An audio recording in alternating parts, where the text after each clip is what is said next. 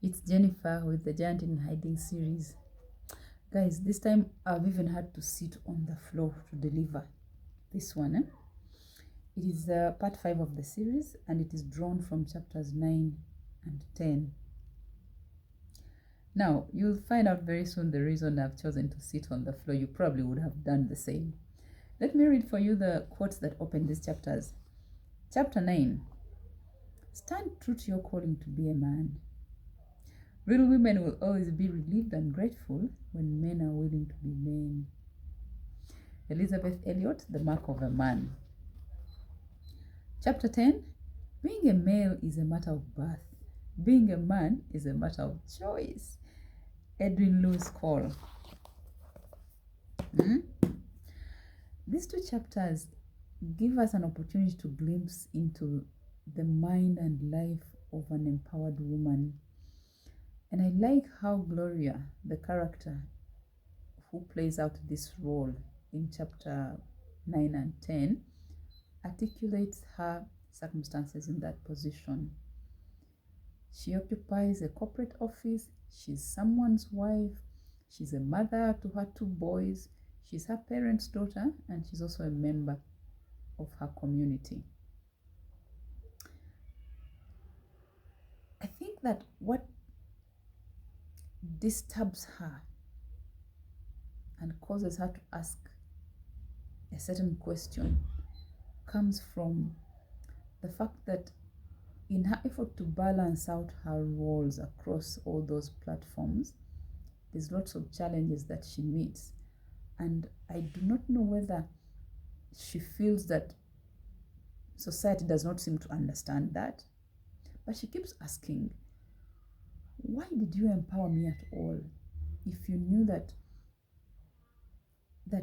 your son, the son that you know so well, the son that you groomed and almost agree with entirely, would not stand me? She even points out the fact that even society itself cannot stand her. She's frustrated by the fact that she's labeled. She's been given so many labels: indisciplined, disrespectful, modern woman, a lot of those. And she says, but how is it that I am expected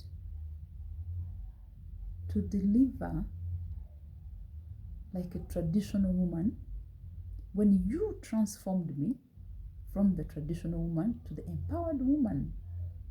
I think her feeling is because as an empowered woman, as a modern woman, she's educated, she's exposed, she's seen lots of things, and naturally her mind will not remain the way that of her great-grandmother was. So she delivers differently. And because this kind of delivery does not suit the expectations of her community, of her husband, of all the parties, she is disturbed because they are also disturbed.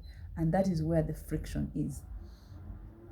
I am tempted to think that, and this is from what Gloria says, I'm tempted to think that the traditional marriage, and therefore the family, was partly stable because the woman, the wife, was groomed to be some kind of a martyr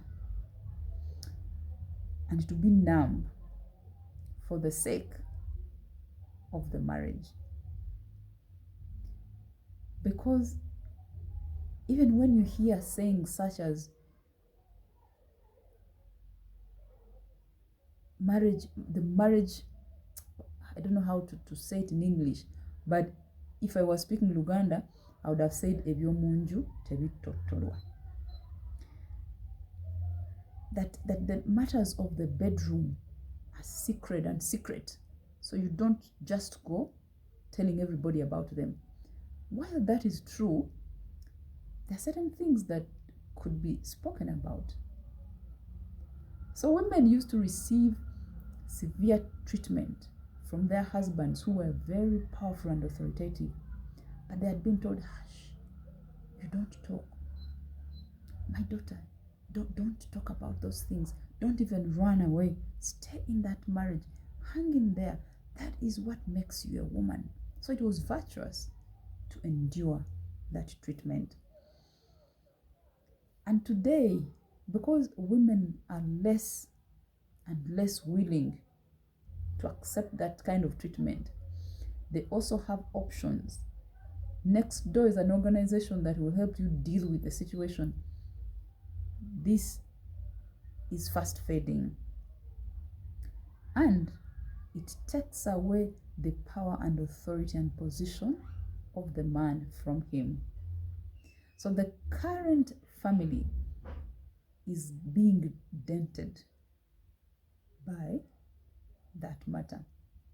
So men are not willing to take it if women are not as obedient, as fearful, as respectful as they were in the past. We cannot stand them.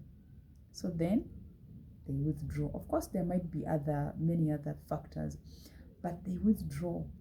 They can't stand a strong woman. We have been labeled as too much. And sometimes you're just trying to be, the empowered woman that you are. You can contribute to decisions. You want to advise because you've been exposed as the man has been. So you want to advise. You have some money, so you want to spend it. It's a lot of things. Although I agree, maybe some women do not know how to use that new power, but by and large, she's simply being that empowered woman that society wanted her to be. So rather than point fingers at her and say she's ill-mannered, she's not patient, or she should be, what's the word? She should endure. She must stay in her husband's house regardless, or she must be submissive. Sometimes maybe women want to be submissive, but there is nothing to submit to, because people submit to leadership. You submit under someone's authority.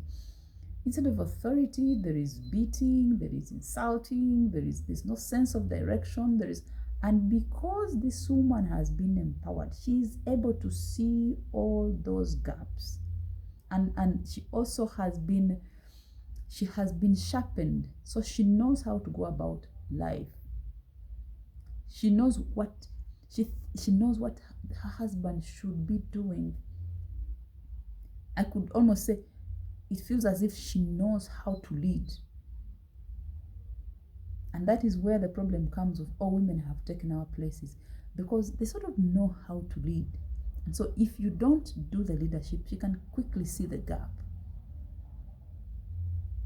Do you see where I'm going? She can quickly see your gap. So she's not ill-mannered. She just does not want to go down with you. So she will do certain things, and the man will interpret it as being disrespectful. I am thinking that rather than point fingers at each other, we should concentrate more on finding solutions, and Gloria offers quite a number of them, especially in chapter 10. And in my opinion, this solution should be based on the fundamental truth that everybody deserves respect, everybody deserves to be loved, everybody deserves to be listened to, everybody has a contribution to make. In a family setting, in a marriage setting, we are each human beings. We each need to respect each other. We each have brains and minds that could be cultivated. So there should be dialogue. There should be respect for each other. We should be able to talk and come to a certain conclusion about how we should drive this thing, because we are we are partners in this. You are the leader as husband, and I'm your assistant as wife. I think that we should drop the tendency to refer to those stereotypical arguments that used to be very relevant in the traditional times, because these are not traditional times anymore. we should be informed more by how the two of us would like to drive our family forward. Because look, there is so much at stake.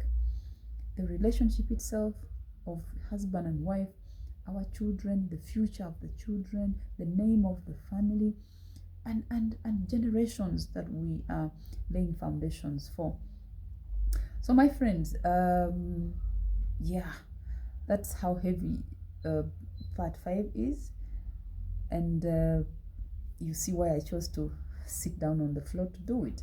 I hope that you're able to pick as much as I picked from the chapters, but also to take the decision to buy the book now. The book is in Aristoc, it is in Gastro, it's in Angelina, it's in Mukono Bookshop, it is in Uganda Bookshop, it is on africanbooks.com, it's on Amazon, it's also on at Scripture Union, Nakulavio branch. Thank you so much. When I return, it will be with part 6.